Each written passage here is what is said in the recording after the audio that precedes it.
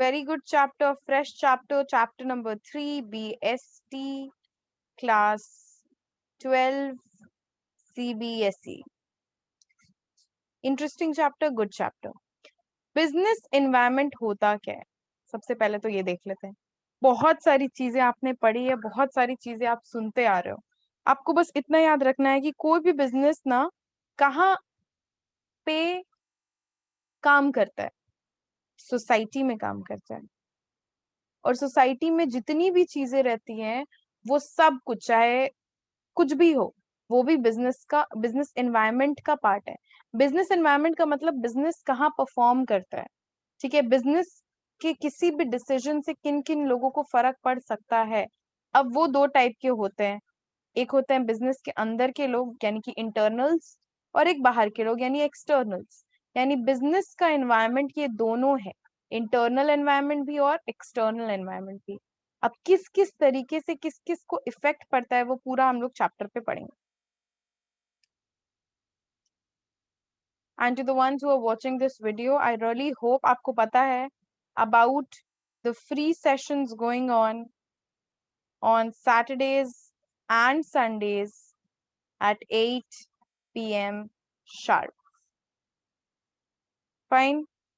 Now, the meaning of business environment. सबसे पहले वो देख लेते हैं। मैंने अभी शॉर्ट में जो आपको बताया वही है बिजनेस एनवायरनमेंट। क्या है बिजनेस एनवायरनमेंट? बिजनेस एनवायरनमेंट कुछ नहीं है, सम टोटल है। मैम बिजनेस एनवायरनमेंट आप बोल रही हैं सम टोटल है किसी किस चीज का? इंडिविजुअल, ओके, इंस्टीट्यूशंस, ओके, और अदर फोर्सेस, ओके, जो बिजनेस एंटरप्राइज के कंट्रोल में ना हो। ऐसे फोर्सेस जो बिजनेस एंटरप्राइज के कंट्रोल में ना हो, वो भी बिजनेस एनवायरनमेंट के दायरे में आती है।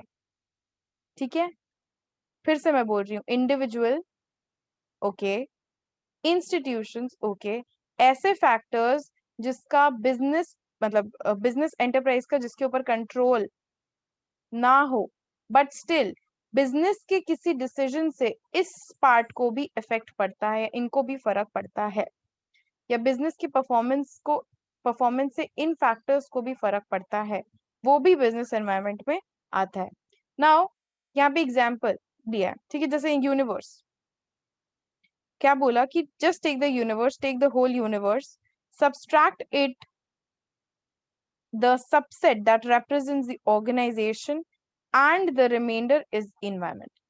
पूरा का पूरा universe subtracted from the subset that represents organization, उस चीज से माइनस करो जिससे, ठीक है, जो ऑर्गेनाइजेशन है, और बाकी जो बचता है वो पूरा का पूरा बिजनेस एनवायरनमेंट है। सो इन शॉर्ट, बिजनेस जहां पे ऑपरेट करता है, जिन जिन लोगों को उससे फर्क पड़ता है, वो पूरा का पूरा बिजनेस एनवायरनमेंट है, कोई बाउंड्रीज नहीं। ठीक है, यानी कि इकोनॉमिक, सोशल, पॉलिटिकल, टेक्नोलॉजिकल और अदर फोर्सेस हैं जो बिजनेस एंटरप्राइज के कंट्रोल के बाहर हैं, बट स्टिल एनवायरनमेंट के पार्ट है। अच्छा मैम, अब समझ आ रहा है हम लोग को। डेफिनेशन थोड़ी सी ट्रिकी थी, बट अब हमें समझ आ रहा है, वी आर गेटिंग इट। अब बिजनेस एनवायरनमेंट के कुछ फीचर्स है वो देख लेते हैं। मैम सबसे पहला क्या है ना, टोटलिटी ऑफ एक्सटर्नल फोर्सेस। मैंने आपको अभी अभी बताया कि इंटरनल और एक्सटर्नल दोनों भी फोर्सेस हैं। ठीक है, तो सबसे पहले एक्सटर्नल फोर्सेस की बात कर लेते हैं। सारे के सारे एक्सटर्नल फोर्सेस को टोटल कर लो, यानी कि बिजनेस एनवायरनमेंट सम टोटल है। मैम सम टोटल है, हमें पता है, अभी IIOF अभी अभी आपने पढ़ा है। अरे वो तो एक पार्ट था, वो तो उसका डेफिनेशन दे रहे थे। एक्सटर्नल फोर्सेस का सम टोटल क्या है? मैं एक्सटर्नल फोर्सेस की बात कर रही हूँ। Sum total of all things external to the business firm, business organisation से बाहर जो भी चीज है उसका सम टोटल। ठीक है, अग्रीगेटिव यानी कि sum total, addition. Then we have specific and general. Ma'am अभी भी हमें नहीं क्लियर, समझ नहीं आया एक्सटर्नल फोर्सेस क्या होता है। ओके, सो देखो फिर से एक बार फिर से देख लेते हैं फटाफट से। एक्सटर्नल फोर्सेस क्या होता है, टोटलिटी ऑफ एक्सटर्नल फोर्सेस क्या होता है, एक बार फटाक से चेक कर लेते हैं। Quick quick quick quick quick quick quick quick quick. Fine. Totality of external forces क्या है ना, बिजनेस के बाहर, बिजनेस ऑर्गेनाइजेशन के बाहर जो भी है, ठीक है, बिजनेस फर्म, बिजनेस ऑर्गेनाइजेशन के बाहर जो भी है, वो पूरा का पूरा एनवायरनमेंट का एग्रीगेशन, या वो पूरा का पूरा फैक्टर्स का aggregation is totality of external forces. ठीक है ma'am. Specific and general forces क्या है, कोई पर्टिकुलर फोर्सेस क्या क्या है, और कोई जनरल यानी ऑल इन ऑल क्या है, देख लेते हैं। सबसे पहला, बिजनेस एनवायरनमेंट क्या क्या इंक्लूड करता है, स्पेसिफिक भी और जनरल भी। जैसे डॉक्टर के पास जाते हो तो एक जनरल फिजिशियन होता है नॉर्मल, और एक स्पेसिफिक डॉक्टर होता है जैसे ईएनटी स्पेशलिस्ट, गायनोकोलॉजिस्ट, है ना। तो वैसे ही बिजनेस एनवायरनमेंट भी, जैसे हॉस्पिटल में जनरल डॉक्टर्स भी होते हैं और स्पेशलिस्ट्स भी होते हैं, वैसे ही बिजनेस एनवायरनमेंट में जनरल फोर्सेस भी होते हैं और स्पेसिफिक फोर्सेस भी होते हैं। ओके, अब स्पेसिफिक फोर्सेस क्या है,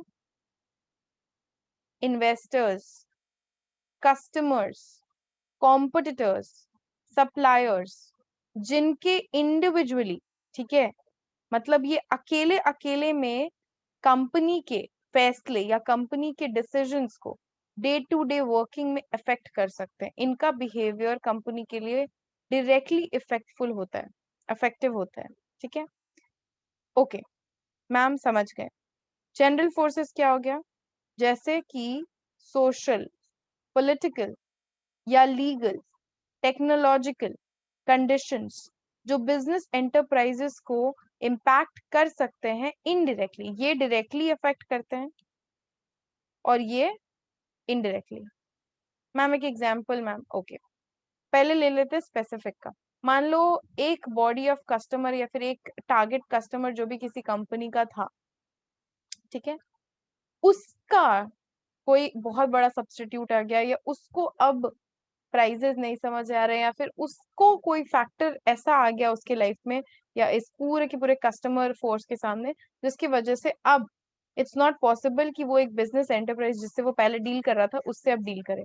क्या बिजनेस एंटरप्राइज को लॉस होगा, भयंकर लॉस, क्योंकि सेल तो इन्हीं को करते हैं, यानी डायरेक्टली इनके डिसीजन से कंपनी को बहुत बड़ा इम्पैक्ट पड़ेगा। अब बात कर लेते हैं जरा जनरल फोर्सेस की, उसमें से सपोज हम लोग ले लेते हैं लीगल, कुछ ले लेते हैं।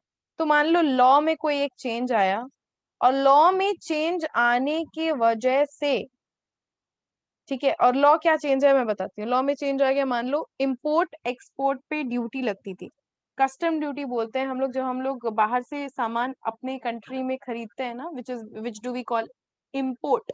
इम्पोर्ट पे एक ड्यूटी लगती थी, ठीक है, इम्पोर्ट पे एक ड्यूटी लगती थी जिसको हम बोलते थे कस्टम ड्यूटी।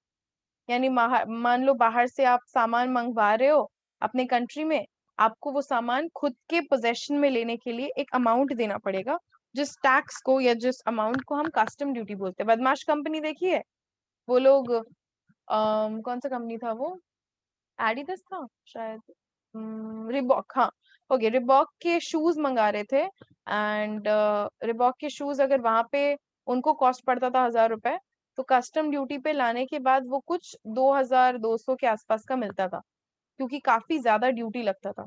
मतलब समझो 1,200 रुपए का टैक्स, कस्टम ड्यूटी भरना पड़ता था। तो ये टैक्स पहले मान लो एक कंपनी थी, XYZ कंपनी, ठीक है, मैं यहाँ पे थोड़ा सा एक्सप्लेन कर रही हूँ उसको। मान लो एक कंपनी थी XYZ कंपनी, और ये XYZ कंपनी का, मैं फिर से रिपीट कर रही हूँ, ये कंपनी थी, क्या कंपनी का नाम था, XYZ। तो अब ये XYZ कंपनी जो थी, ये शूज एक फॉरेन कंपनी थी, एक फॉरेन कंपनी थी, ठीक है, एफ, फॉरेन कंपनी का नाम था एफ, इससे इंपोर्ट करती थी, ये इंडिया में है और ये बाहर है।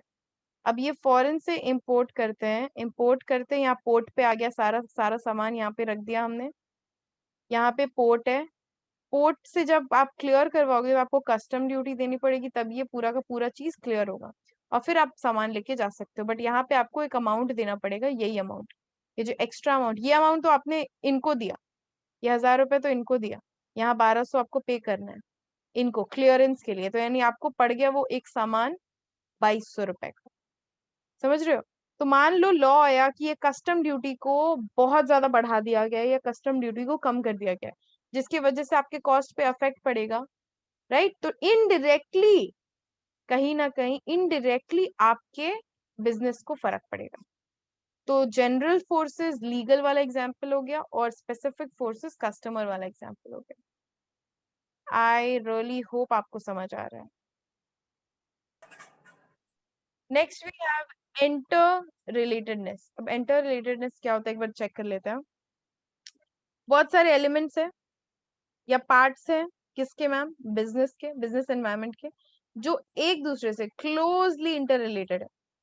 आई रिपीट, इंटर रिलेटेडनेस कैसे? एक दूसरे से कनेक्टेड होना। बहुत सारे एलिमेंट्स या पार्ट है बिजनेस के जो एक दूसरे से क्लोजली इंटर रिलेटेड है। जैसे कि क्या बोल रहे हैं, अगर लाइफ एक्सपेक्टेंसी मतलब कितने साल जिएंगे लोगों का वो बढ़ गया, increased life expectancy of people and increased awareness for healthcare have increased the demand for many health products। कि हाँ भाई, हमें थोड़ा सा अच्छे से हेल्थ स्टाइल अपना मेंटेन करना है ताकि हम थोड़ा ज्यादा जी सके, इसकी वजह से हेल्थ प्रोडक्ट्स का डिमांड क्या हुआ है मैम? बढ़ गया है। ओके। और सर्विसेज जैसे soft drink, fat free cooking oil, health resorts, ये सब का डिमांड भी क्या हो गया मैम? बढ़ गया। यानी देखो, किसी एक मोटिव या किसी एक ट्रेंड की वजह से किन किन चीजों का डिमांड बढ़ जाता है। कहीं ना कहीं ये बिजनेस इंटर रिलेटेडनेस है, राइट? जिसको आप कॉम्प्लीमेंट भी बोल सकते हो, कहीं ना कहीं complementary things. Okay. The demand for which rises जब दूसरे का डिमांड बढ़ता है। कॉम्प्लीमेंट्री चीजें जैसे कार, पेट्रोल, ये भी है, ठीक है, जो एक दूसरे से इंटर रिलेटेड है। कार का डिमांड बढ़ रहा है अगर मार्केट में ज्यादा, तो ऑफ कोर्स तेल का भी बढ़ेगा ही बढ़ेगा। Then we have dynamic. पानी डाल के तो नहीं चलाओगे। डायनामिक नेचर मतलब कि वो फिक्स्ड नहीं है, ठीक है। It always, what happens, it always fluctuates, it always fluctuates. Business environment बहुत ही ज्यादा फ्लक्चुएट करता है, ठीक है। आपको मॉनिटर करना पड़ेगा हर एक चीज को, ताकि आप कट एंड थ्रेड कंपटीशन में एटलीस्ट compete कर पाओ। Then we have uncertainty. Uncertainty क्या होता है? बिजनेस एनवायरनमेंट अनसर्टेन है। क्यों मैम अनसर्टेन क्यों है? क्यों? क्योंकि it is very difficult to predict future happenings. हम नहीं जानते आज हम यहाँ खड़े हैं तो कल क्या होगा। और बिजनेस में रिस्क तो दहेज में आता है। बिजनेस कर रहे हो तो रिस्क तो भर भर के भरपूर रिस्क है, ठीक है। especially when environment changes are taking place too frequently। जैसे हमारे यहाँ पे देखो, लास्ट ईयर अम्फान, इस बार यस, कोई ना कोई चीज आते जाते रहती है। You have to be very much alert. आपके बिजनेस में स्टेबिलिटी होनी ही चाहिए। इट मस्ट बी देयर, तभी आप आगे लेकर के बिजनेस जाओगे। आपको रिस्क का फैक्टर कंसीडर करके आगे बढ़ना पड़ेगा कि हाँ भाई बिजनेस में रिस्क है, हमें पता है ये चीज। And then we have complexity. Business is not that dal bhat ka kaur. It's obviously complex. Business तो अपने आप complex है ही.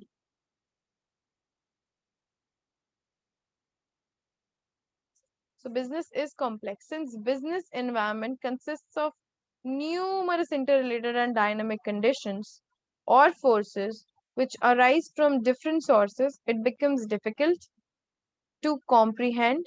क्या बोल रहे हैं कि बिजनेस में बहुत सारी चीजें होती है जो एक दूसरे से रिलेटेड है, काफी सारी चीजें इन्वॉल्व है। ट्रस्ट मी, ये बात मुझे तब तक नहीं पता चली थी। मुझे पता था बिजनेस प्रोसेस बहुत ही कॉम्प्लिकेटेड है, बट मुझे लगता था कि नहीं देखो चीजें तो सुलझी हुई हैं, हर डिपार्टमेंट को पता है उसको क्या करना है, मैनेजर्स को पता है उनका रोल क्या है, और काम तो सुलझी हुई है। पर जब वो चीज शुरू हुई होगी से लेकर के आज के दिन पे जो लोग एक्सपेक्ट कर रहे हैं, उस पे जमीन और आसमान का फर्क है। चीजें सीखते सीखते सीखते सीखते लोग आज के दिन वहां पहुंचे हैं, और वहां पे भी लोग सीख रहे हैं। चीजें बहुत ही ज्यादा कॉम्पिटिटिव और कॉम्प्लेक्स होती हैं, जो आपको सुलझा करके रखना पड़ता है। आपको हमेशा चीजों को इजी बनाना पड़ेगा ताकि डिफिकल्ट चीजें भी समझ आए लोगों को easily. And the final thing is relativity. Everything is related to each other, every single thing. So business environment एक रिलेटिव कंसेप्ट है। कैसा रिलेटिव कंसेप्ट है? क्योंकि हर कंट्री, ठीक है, अपना अपना अलग बिजनेस एनवायरनमेंट लेके चलती है। अब अगर आप पॉलिटिकल कंडीशंस यूएसए के देखो, ऑफ कोर्स वो चाइना पाकिस्तान से अलग है, राइट। वैसे ही अगर आप देखो डिमांड साड़ीज का, वो इंडिया में ज्यादा होगा, बट अगर आप वही फ्रांस में देखोगे तो आपको दिखेगा भी नहीं। सो डिपेंड करता है ना कि कहाँ के लोग हैं, क्या वो डिमांड करते हैं। यूएसए में जो टेक्नोलॉजी लॉन्च होगी, यूएसए में जो प्रोडक्ट लॉन्च होगा, जरूरी नहीं है हमारे लोग उस चीज को खरीदे, क्योंकि जरूरी नहीं है हमारे लिए वो नीड हो। प्रोडक्ट या फिर सर्विस कब बिकती है, कोई भी चीज कब बिकती है, व्हेन, जब उसका जरूरत हो, जब नीड होगा तभी तो डिमांड होगा। लोग डिमांड कुछ कब करते हैं, जब उनको जरूरत होती है, जरूरत पैदा करने की जरूरत है। बट वो ही अगर अभी हम लोग उस स्टेज पे ही नहीं पहुंचे होंगे तो फिर क्या फायदा। When you are in business, you have to understand these basic things. We'll move on to importance. Sorry. So the first thing is first mover advantage. What is first mover advantage? First mover advantage actually क्या है? आप एक society में रहते हो, society में लोग रहते हैं, लोगों के नीड्स होते हैं, आपको समझना होगा उनकी नीड्स क्या है, आपको समझना पड़ेगा, आपको आइडेंटिफाई करना पड़ेगा, एंड उसके बाद आप आगे बढ़ सकते हो। फॉर एग्जाम्पल मारुति उद्योग, मारुति उद्योग ने पहली बार लोगों के सामने एक स्कीम लाई थी कि लोग बाइक या कार, जरूरी नहीं है हर एक की फैमिली में 3 या 4 लोग ही हैं, हो सकता है किसी की फैमिली में 3 से ज्यादा 4 हो, 5 हो ही सकता है।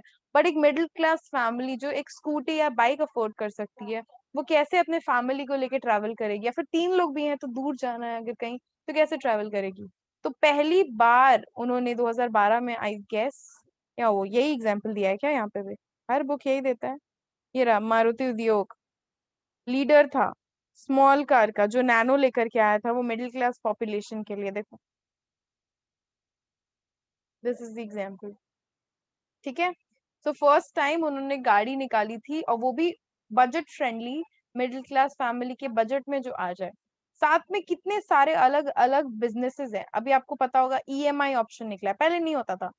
आज के दिन पे आप कोई भी चीज अफोर्ड कर सकते हो, क्यों, क्योंकि वो ईएमआई पे अवेलेबल है।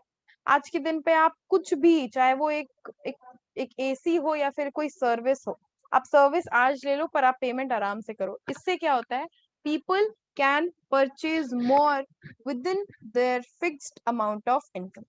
तो ये सारे एडवांटेजेस कैसे हुए, फर्स्ट मूवर एडवांटेज, किसी ना किसी ने पहली बार शुरू जरूर किया था। उबर, ओला, इन लोगों को इतना बड़ा कस्टमर बेस इसलिए मिला है। आज के दिन पे बहुत सारे कैब्स है, लोला कैब्स, पता नहीं और कौन कौन से कैब्स, बट इनका जो वेटेज है वो और किसी का नहीं है, क्यों, क्योंकि ये फर्स्ट मूवर थे। बायजूस, है ना, उसके साथ अगर आप और किसी कंपनी का नाम उठा लो, जो एकदम न्यू न्यू टाइम पे किया था इन लोगों ने, चीज एकदम फ्रेशली चीजों को स्टार्ट किया था, चाहे आप बजाज उठा लो, आप टाटा उठा लो, these are the first mover advantages इन्होंने उठाया है। तो आपके सामने हमेशा बिजनेस में अपॉर्चुनिटीज होती हैं और थ्रेड्स भी होते हैं। आपको हमेशा अपॉर्चुनिटीज को ग्रैब करना और थ्रेड को पहले से पकड़ के सही करना है कि सामने फिर आपके बिजनेस को कोई लॉस ना हो। देन वी हैव, ये देखो, थ्रेट्स, अर्ली वार्निंग सिग्नल्स। आपके पास जिस तरीके से अपॉर्चुनिटी होती है ना, आपको दिखती है, उसी तरीके से आपको थ्रेट्स भी दिखते हैं आपके बिजनेस में। तो आपको थ्रेट्स को आइडेंटिफाई करके एक्शंस लेना ही पड़ेगा। अगर नहीं लिए, उन सिग्नल्स को नहीं पकड़ के आगे बढ़े, तो फिर आपका बिजनेस सीधा ऐसे नहीं ऐसे जाएगा, और किसी को नहीं चाहिए कि उसका बिजनेस डाउनफॉल करे। रिसोर्सेस हमेशा लिमिटेड होते हैं, every time it is limited, every single time. तो यूजफुल रिसोर्सेस आपको किस तरीके से हेल्प, मतलब किस तरीके से उसको यूटिलाइज करना है। आपके पास रुपया लिमिटेड है, इसीलिए आपके पास लेबर लिमिटेड है, लैंड लिमिटेड है, कैपिटल लिमिटेड है, आपके पास सब कुछ लिमिटेड है, तो इसी से आपको बेस्ट निकालना है। और वो भी बेस्ट किस में निकालना है, लीस्ट कॉस्ट में, सबसे कम कॉस्ट में, तभी क्या होगा, प्रॉफिट। तो आपको ध्यान रखना है कि किस तरीके से कट डाउन करना है कॉस्ट, और कुछ इस तरीके से कि क्वालिटी भी खराब ना हो। तो सारी चीजें आपको सोच समझ के आगे बढ़नी होगी, तभी चीजें अच्छे से चलेंगी, तभी आप चीप एंड बेस्ट प्राइस में विथ प्रॉफिट सामने वाले को कुछ ऑफर कर सकते हो। Then we have, it helps in coping with rapid changes. अगर आप प्रॉपरली बिजनेस एनवायरनमेंट को स्टडी करते हो तो बिजनेस चेंज होता रहता है, होता रहता है। जैसे आपको नहीं पता था कि आप हमेशा से ऑफलाइन पढ़ते हो सब कुछ, अब आप ऑनलाइन पढ़ रहे हो। आपको नहीं पता था जो चीजें पहले, आज के दिन पे कुछ 1-1.5 साल में आप क्या क्या नहीं सीख गए हो, लाइफ के अलग अलग मेजर्स में आगे बढ़ रहे हो। आपको हर एक चीज समझनी पड़ेगी, टेक्नोलॉजिकल एस्पेक्ट से लेकर के हर एक चीज की बिजनेस में क्या हो रहा है, कब किस चीज की जरूरत है। हमेशा याद रखना, बिजनेस जरूरत पे चलता है। और कस्टमर्स से आप हो, आपसे कस्टमर्स नहीं है। आज के दिन पे आपसे भी बड़ा कोई आके खड़ा हो सकता है। हर एक बाप का भी बाप होता है, जैसे बोलते हैं ना, वैसे ही।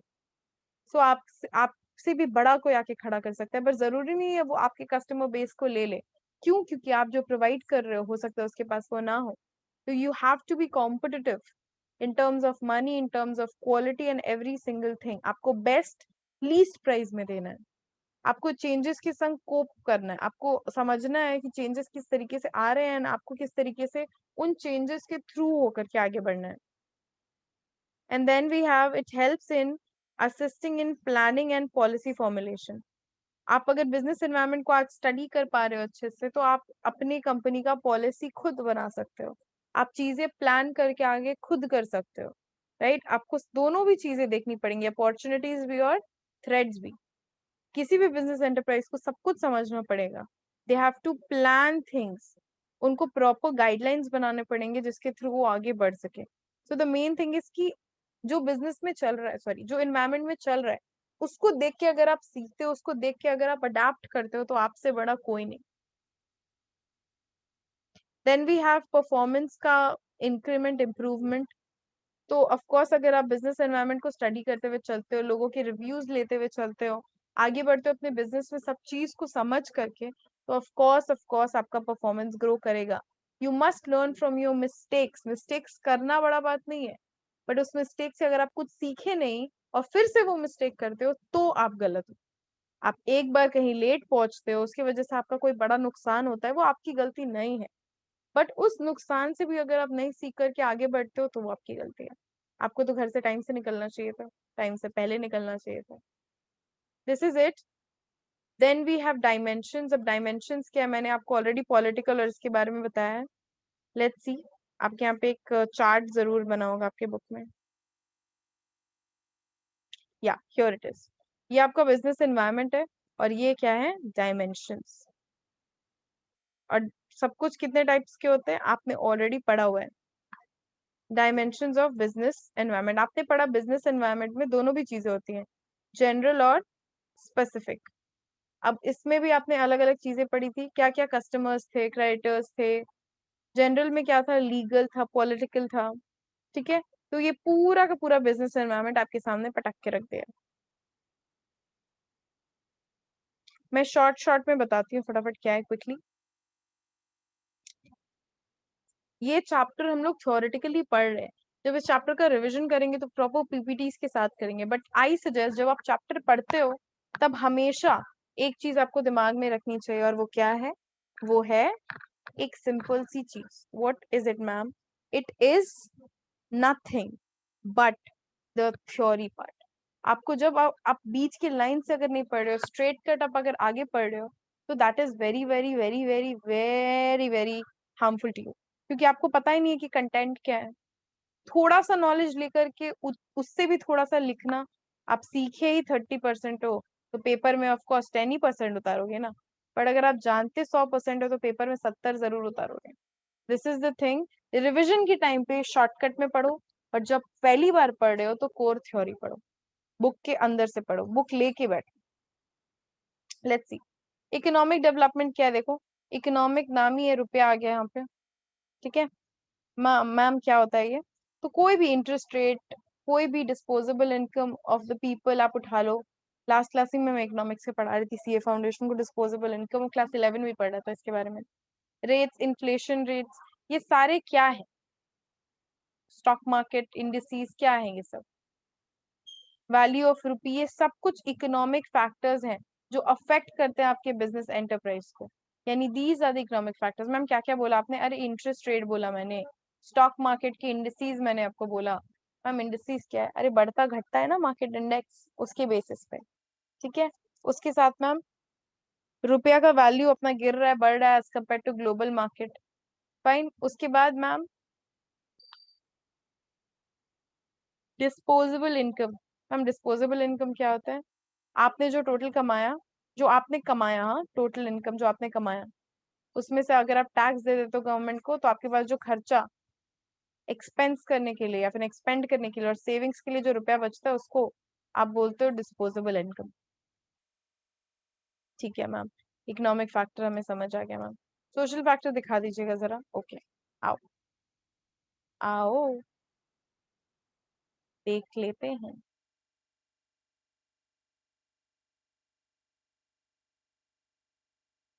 Fine.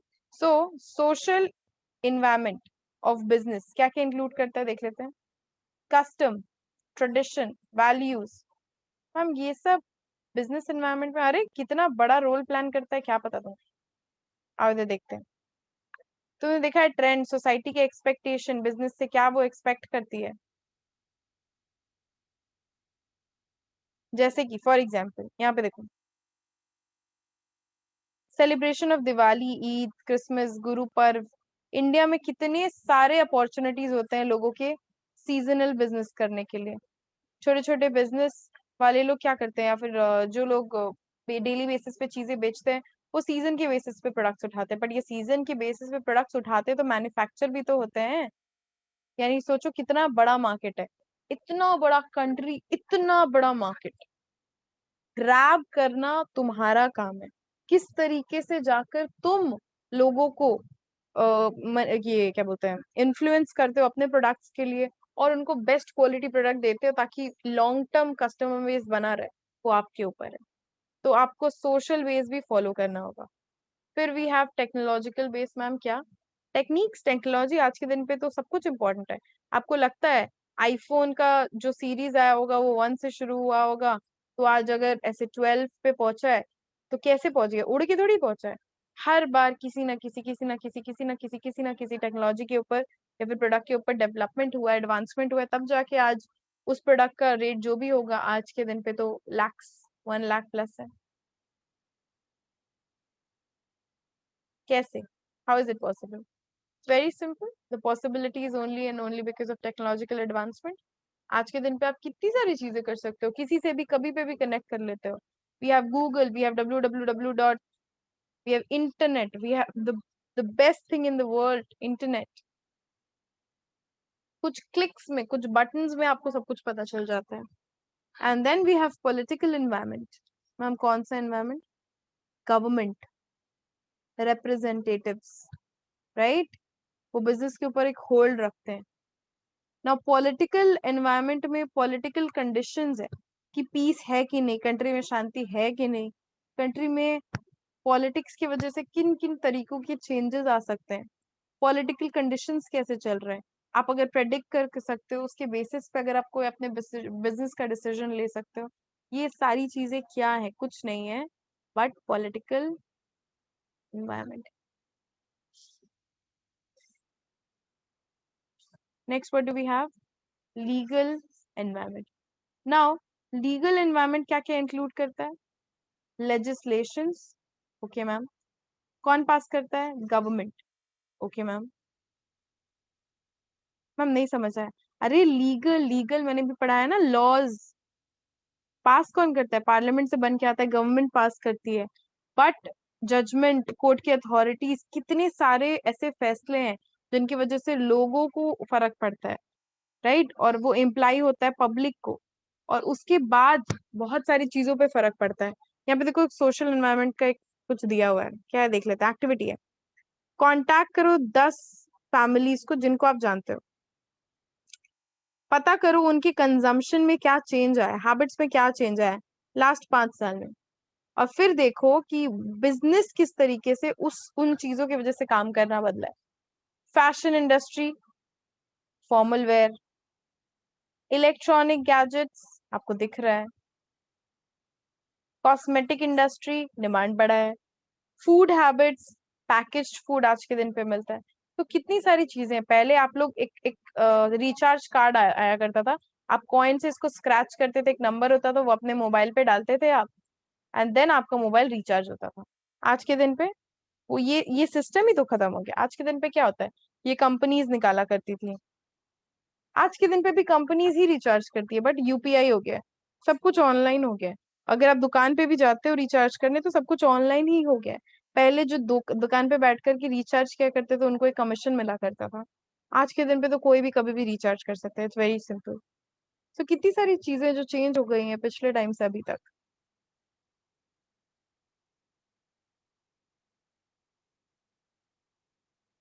Okay, and from the next class will be starting economic environment in India. India में कैसा है environment. Okay, we are almost at the mid of the chapter, half. And from the next class, we'll continue.